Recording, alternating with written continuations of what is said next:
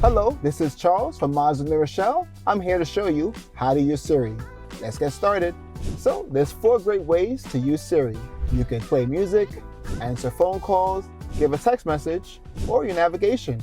So now with Siri, you can keep your eyes on the road. All you gotta do is say, Siri, play my favorite playlist. Hey Siri, play my favorite playlist. Okay, here's favorites mix. With Siri, phone calls are that simple. Watch this. Hey Siri, call Chris Castle. Calling Chris Castle, mobile. Hello?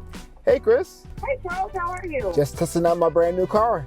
Oh, Charles, I'm so glad that you called because I have a sound looking for the CX-5 Yes? and I thought you'd be the perfect person to help them. Perfect, thank you, send them in. With sending text messages with Siri, it's easy. Watch this. Hey Siri, send text message to Chris Castle. What do you want to say?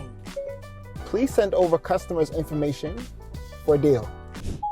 Your message to Chris says please send over customer's information for Dale. Ready to send it? Send.